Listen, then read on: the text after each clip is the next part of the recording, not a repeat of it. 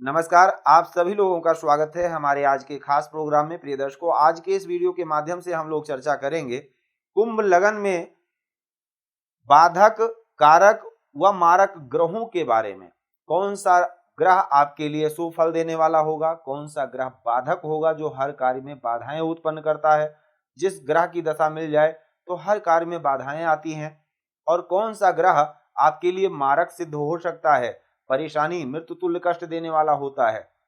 कौन सा रंग आपके लिए शुभ है, कौन सा रंग आपको परित्याग करना चाहिए, अशुभ होता है। कौन सा रत्न आपके लिए शुभ है, कौन सा रत्न पहनना चाहिए, कौन सा रत्न नहीं पहनना चाहिए। दिशा या संपूर्ण ज्ञान कुंभ लगन में जन्मे जातकों के लिए इस संपूर्ण वीडियो के माध्यम से हम लोग चर्चा करेंगे। उससे पहले हम आपको कहना चाहेंगे, यदि आपका कोई विशेष प्रश्न है, स्क्रीन पर दिए गए नंबर पर आप कॉल करके टाइम लेकर बात कर सकते हैं। कुंडली का फलादेश करवा सकते हैं, जन्म पत्रिका मिलान करवा सकते हैं व मुहूर्त, पूजा पाठ, यज्ञ अनुष्ठान आदि से संबंधित संपर्क कर सकते हैं। प्रिय मित्रों, बालक जब तक गर्भ में रहता है, दुख में रहता है, कष्ट में रहता है, आप सभी जानते हैं। गर्भवास सौ के निकट कथा सुनत रति अंत, चार ठौर हैं नरन के कछु बैराग चढ़ंत। तो ये चार स्थान ऐसे हैं जहां पर काफी कष्ट होता है और वैराग्यता की उत्पत्ति होती है।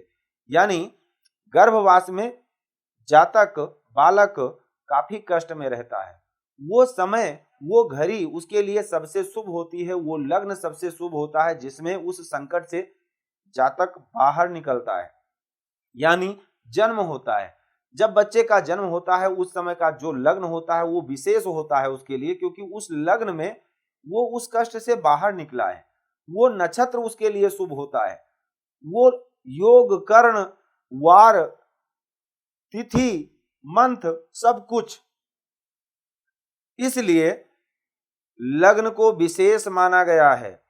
जिस समय जन्म होता है, पूर्वी क्षितिज पर जो लग्न संचार कर रही होती है, जो लग्न की राशि होती है, वही जातक की लग्न की राशि होती है। लग्न की राशि प्राप्त होते ही 12 राशियां 12 भावों में स्थित हो जाती हैं क्रमबद्ध तरीके से। हमें पता लग जाता है कि कौन सा ग्रह आपके लिए शुभ है, कौन सा ग्रह आपके लिए अशुभ है, कौन सा रंग आपके लिए शुभ है, कौन सा रत्न आपके लिए शुभ है, कौन सा ग्रह मारक हो सकता है, कौन सा ग्रह बाधक हो सकता है। संपूर्ण जानकारी प्राप्त हो जाती है। तो यदि आपका जन्म कुंभ लगन में हुआ है तो ये संपूर्ण वीडियो आपके लिए। जरूर सुनिएगा। अगर वीडियो आपको अच्छा लगे तो इसको लाइक भी करिएगा और चैनल को भी सब्सक्राइब कर लेंगे तो आने वाला हर वीडियो आपको सबसे पहले प्राप्त होगा। यदि आप ज्योतिष के विद्यार्थी हैं तो आपके विशेष काम का है ये वीडियो। और अगर आप प्ले लिस्ट में जाएंगे तो फलित ज्योतिष के पाठ भी आपको उपलब्ध मिल जाएंगे वहां पर, जो कि बेसिक फलादेश को, बेसिक ज्योतिष का 100 पाठ है, उसको अगर आप अध्ययन कर लेंगे निश्चित है आपका बेसिक तैयार हो जाएगा। फलादेश फिर आगे आप समझते रहेंगे। कुंभ लगन, जो कि लग्न एक ऐसा भाव है जहां से जातक की बात होती है, तनु की बात होती है, संपूर्ण शरीर की बात होती है, ज्ञान, विवेक और हाइट, पर्सनालिटी, स्वास्थ्य, सब कुछ, क्योंकि तनु में सब कुछ आता है। जातक कितना विवेकवान होगा, कितना ज्ञानवान होगा, कितना टैलेंटेड होगा, कितना सुंदर होगा, कितना हाइट पर्सनालिटी कैसी होगी। क्योंकि लग्न का त्रिकोण, लग्न त्रिकोण भाव भी है, केंद्र भी है, और लग्न का त्रिकोण जो है वो पंचम और नवम है। पंचम और नवम और लग्न, इन तीनों को लक्ष्मी स्थान कहा जाता है। लग्न, चतुर्थ, सप्तम और दशम, इसको केंद्र स्थान कहते हैं, इसको विष्णु स्थान कहा जाता है। त्रिकोण स्थान के स्वामी अगर आपस में युक्ति करके या दृष्टि संबंध बनाकर इन्हीं भावों में स्थित हों तो जातक का निश्चित है धर्म त्रिकोण मजबूत होगा, जातक ज्ञानी होगा, न्याय प्रिय होगा, अच्छे रास्ते पर चलने वाला होगा और अपने आप में परिपूर्ण होगा हर प्रकार से। चाहे भाग्य की बात करें, चाहे ज्ञान की बात करें, संतान की बात करें, प्रारब्ध की बात करें, सब मजबूत होगा। और प्रारब्ध अगर मजबूत है, भाग्य मजबूत होगा। प्रारब्ध अगर मजबूत है तो भाग्य निश्चित मजबूत होगा, और भाग्य अगर निश्चित है, अच्छा है, तो स्वाभाविक सी बात है भाग्य उसी व्यक्ति का अच्छा होता है जिसके पास कुछ ज्ञान हो, योग्यता हो, कुछ कोई ना कोई क्वालिटी विशेष होती है। वो क्वालिटी फिर लग्न दर्शाती है। अब पंचम भाव जो कि प्रारब्ध है, यहीं से पता लगता है कि संतान कितनी होगी, ज्ञान कितना होगा, शिक्षा कैसी रहेगी। क्यों? क्योंकि ये प्रारब्ध में किए हुए कर्मों के आधार से पंचम भाव प्रफुल्लित होता है। पंचम भाव अगर अच्छा है तो निश्चित है जातक के पास ज्ञान होगा। परमात्मा मेमोरी में उतना ही फीड करता है, उतना ही विवेक देता है, उतना ही ज्ञान देता है जितना उसको भाग्य देना होता है। अगर आप शिक्षक हैं तो बड़े अच्छे से समझ पाएंगे इस बात को कि आपके जो विद्यार्थी हैं उनका सभी बच्चों का दिमाग एक जैसा नहीं होता है, उनकी बुद्धि एक जैसी नहीं होती है। कुछ बच्चों की बुद्धि बहुत तीव्र होती है जो एक बार में आपके बताए हुए शब्दों को कैच करती है, और कुछ बच्चों की बार बार समझाने के बावजूद भी समझ में नहीं आता है। क्यों? क्योंकि उनका पंचम कमजोर है, प्रारब्ध कमजोर है। प्रारब्ध में जैसे कर्म कर रखे हैं उसी प्रकार से पंचम भाव से ही संतान को देखा जाता है कि हमको संतान में भविष्य में कितने बच्चे होंगे जो हमारी एक प्रकार से कुल की वृद्धि करेंगे। इसीलिए ये त्रिकोण मजबूत होना चाहिए। ये धर्म त्रिकोण है, 4 पुरुषार्थ हैं, धर्म अर्थ काम और मोक्ष। प्रथम धर्म त्रिकोण इसको कहा जाता है, प्रथम पंचम और नवम को, द्वितीय षष्टम और दशम को अर्थ त्रिकोण कहा जाता है। इससे अर्थ की बात होती है। इस पर भी वीडियो बन चुका है, धर्म अर्थ काम और मोक्ष के वीडियो 4 बन चुके हैं, अगर आप जाएंगे तो मिल जाएगा आपको चैनल पर। तीसरा सप्तम और एकादश ये काम त्रिकोण है, जो कि हम कल्पना करते हैं, इच्छाएं जागृत करते हैं, वो हमको प्राप्त होगा कि इच्छा इच्छा ही रह जाएगी। चौथा, 8वां, 12वां ये मोक्ष त्रिकोण है। ये दर्शाता है कि हम सुख कितना मिलेगा, मोक्ष कैसा होगा। तो विशेष रूप से अगर देखा जाए तो आज की ये जो चर्चा है वो लग्न त्रिकोण की है और संपूर्ण कुंभ लग्न के जातकों के लिए है कि आपके लिए क्या शुभ क्या अशुभ है। लग्न के स्वामी शनिदेव जो कि आपके लिए विशेष शुभ फलदायक होंगे क्योंकि लग्न के स्वामी हैं। पंचम के स्वामी बुध। आप एक बात और गौर कीजिएगा, जो राशि लग्न में स्थित होगी, जिस तत्व की राशि, उसी तत्व की राशि पंचम और उसी तत्व की राशि नवम स्थान में स्थित होगी और ये आपस में मित्र भी होंगे। त्रिकोण के स्वामी लगन पंचम और नवम, कोई भी त्रिकोण ले लीजिए आप, त्रिकोण के स्वामी हमेशा मित्र होंगे, चाहे धर्म त्रिकोण हो, चाहे अर्थ हो, चाहे काम हो, चाहे मोक्ष हो। तो धर्म त्रिकोण के स्वामी शनि शुक्र और बुध बनते हैं और ये वायु तत्व की राशि है जो कि धर्म त्रिकोण में स्थित है, यानी पहले त्रिकोण में स्थित है। तो ये जो 3 राशियां हैं, कुंभ, तुला और मिथुन, इन तीनों के स्वामी शुक्र बुध और शनि विशेष रूप से आपके कारक होंगे, यानी शुभ फल देने वाले होंगे। इनकी दशा अंतरदशा जब भी आपको जीवन में मिलेगी निश्चित है आपके भाग्य को चमकाएगी। तो शनि देव जो कि लगन के स्वामी है, बुध जो कि पंचम के स्वामी है और शुक्र जो कि नवम के स्वामी है, भाग्य स्थान के स्वामी है। ये 3 ग्रह आपके लिए सबसे शुभ होंगे। अब इसके बाद बात आती है दूसरे भाव के स्वामी देवगुरु बृहस्पति हैं। बृहस्पति की 2 राशियां होती हैं, धनु और मीन। दूसरी राशि एकादश स्थान में है। कुंभ लगन है, आपके लग्न के स्वामी शनि है और गुरु और शनि की अगर देखा जाए तो आपस में मित्रता नहीं है और ये दोनों एक मारक स्थान है, ये एक अशुभ स्थान है। तो दोनों के स्वामी होने के कारण, लेकिन शत्रु भी नहीं है लग्नेश के, तो यहां पर बृहस्पति को हम सम में रख सकते हैं।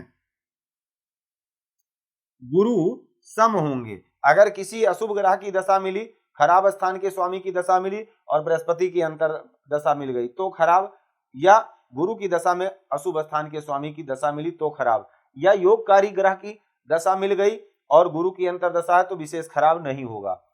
तीसरे स्थान के स्वामी है मंगल और मंगल की दूसरी राशि वृश्चिक राशि जो कि दशम स्थान में है, ये उपचय स्थान है। तीसरा स्थान भी जो है वो अशुभ स्थान है। मंगल शनि को सम मानते हैं लेकिन शनि मंगल को शत्रु मानते हैं। यहां पर अगर देखा जाए तो मंगल भी विशेष लाभप्रद नहीं होंगे कुंभ लगन में। तो मंगल की अगर हम बात करें तो मंगल अच्छे परिणाम नहीं देंगे। शुक्र की बात हो चुकी है, बुध की बात हो चुकी है। छठे स्थान के स्वामी चंद्रमा है। चंद्रमा शनि देव को सम मानते हैं लेकिन अशुभ स्थान के स्वामी होने के कारण चंद्रमा भी अशुभ होंगे। सप्तम स्थान जो कि मारक स्थान है, शनि सूर्य को, अगर शनि की बात करें तो शनि सूर्य का आपस में संबंध अच्छा ना होने के कारण और मारक स्थान के स्वामी होने के कारण यहाँ पर सूर्य भी बहुत अच्छे परिणाम नहीं देंगे। अष्टम के स्वामी बुध हैं जो कि एक राशि पंचम भाव में है। अगर किसी ग्रह की एक राशि त्रिकोण स्थान में है, दूसरी राशि अशुभ स्थान या दुख स्थान में है, तो वो अशुभ नहीं फल देगा। दूसरे नंबर पर वो लग्नेश के मित्र भी हैं, शुक्र भी लग्नेश के मित्र हैं, बुध भी लग्नेश के मित्र हैं, इसलिए शुक्र और बुध कभी अशुभ फल नहीं देंगे। तो ये कुल मिलाकर के अगर देखा जाए तो सातों ग्रहों की स्थिति हो गई जो कि 12 राशियों के स्वामी हैं। शनि बुध शुक्र ये सबसे शुभ फल देने वाले हैं। बृहस्पति सम है, ना शुभ है ना अशुभ है। विशेष रूप से मंगल चंद्रमा और सूर्य, इनकी दशा जब भी जीवन में आएगी निश्चित है परेशानी उत्पन्न करेगी। अब आती है बात बाधक की। तो बाधक के लिए अगर देखा जाए तो विशेष रूप से पत्रिका में अगर बाधक हैं तो गुरु ही हैं। गुरु ही बाधाएं उत्पन्न कर सकते हैं, क्योंकि उनका लाभ और धन ये 2 भाव के स्वामी हैं और लग्नेश के साथ भी बहुत बड़ी शुभता नहीं है। अगर देखा जाए तो इस पत्रिका में विशेष रूप से अगर सूर्य की दशा आती है, बृहस्पति की दशा आती है, चंद्रमा की दशा आती है, मंगल की दशा आती है तो शुभ फल नहीं मिलेगा। शुक्र बुध और शनि की दशा अगर आती है तो विशेष शुभ फल मिलेगा। स्वामी आपके लग्न के शनि देव हैं और आपका तत्व वायु तत्व है। ऐसे जातक बहुत तीव्र गति से सोचने वाले होते हैं, इनकी मेमोरी काफी अच्छी होती है और स्वभाव, जो आपका स्वभाव है वो स्थिर है। काफी हद तक स्थिरता से अपने निर्णय को लेते हैं, सोच समझ करके लेते हैं, जल्दी आपका निर्णय गलत नहीं होता है। और वर्ण जो है आपका शूद्र वर्ण है। दिशा, राशि की जो दिशा है वो पश्चिम है। अगर कभी नौकरी व्यापार के लिए आप जाते हैं तो पश्चिम दिशा का अगर चुनाव करते हैं तो आपके लिए ज्यादा अच्छा होगा। शुभ रंग अगर नीला, शुक्र का शनि का जो रंग है वो नीला है और शुक्र का श्वेत और बुध का हरा।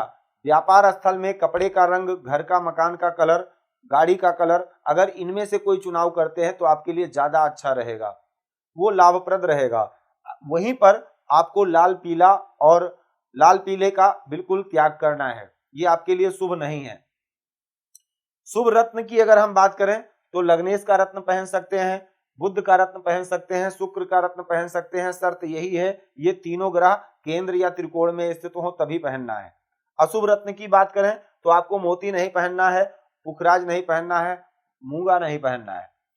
और अगर शुभ दिन की बात करें तो आपके लिए शुक्रवार, शनिवार और बुधवार, ये 3 दिन आपके लिए विशेष लाभप्रद रहेंगे। मंगलवार के दिन कोई काम विशेष नहीं करिएगा, वो आपके लिए अशुभ रहेगा। अगर शुभ युक्ति की बात करें तो शुक्र, शनि व शुक्र की अगर युक्ति जन्म पत्रिका के केंद्र व त्रिकोण में बनती है बहुत अच्छा राजयोग बनाएगी। अगर शनि और बुध की युक्ति बनती है तो राजयोग बनाएगी। बुध और शुक्र की युक्ति सबसे अच्छा राजयोग बनाएगी। अगर अशुभ युक्ति की बात करें तो मंगल और बुध की अगर युक्ति जन्म पत्रिका में होती है तो अशुभ योग बनाएगी। केंद्र व त्रिकोण में अगर ये युक्ति बनती है, केंद्र त्रिकोण से बाहर बनती है तो फिर भी कुछ ठीक है। तो ये आपके लिए विशेष बेसिक ज्ञान है जिसको आपको जानना चाहिए, जिससे आपको ये पता लग सकता है। अब ये शुभ कितना होगा, कोई भी शुभ ग्रह की महादशा आती है या अशुभ ग्रह की महादशा आती है तो शुभ कितना होगा या अशुभ कितना होगा वो इनके बलाबल पर निर्धारण होगा। अगर शुभ ग्रह खूब बलवान है, काफी अच्छा योग बना करके बैठे हैं तो निश्चित है अच्छा फल देंगे। कोई भी आपका मित्र है अगर वो अपने आप में पावरफुल होगा, संपन्न होगा तो निश्चित आपकी अच्छी मदद कर सकता है। अगर कोई आपका शत्रु है, अगर वो कमजोर है तो निश्चित है वो खुद ही जब परेशान है तो आपका क्या नुकसान पहुंचाएगा। इस प्रकार से आप समझने का प्रयास करें और मैं समझता हूं कि ये ज्ञान आपको काफी अच्छा लगा होगा। अगर अच्छा लगा हो तो वीडियो को लाइक जरूर करिएगा। जय सिया राम, जय श्री कृष्ण। भूमि, भवन, वाहन, धन संपत्ति, शादी, व्यापार एवं संतान आदि से संबंधित समस्याओं से हैं परेशान और चाहते हैं उसका संपूर्ण निदान, तो ज्योतिर्विद अमरीश तिवारी जी से तुरंत संपर्क करें।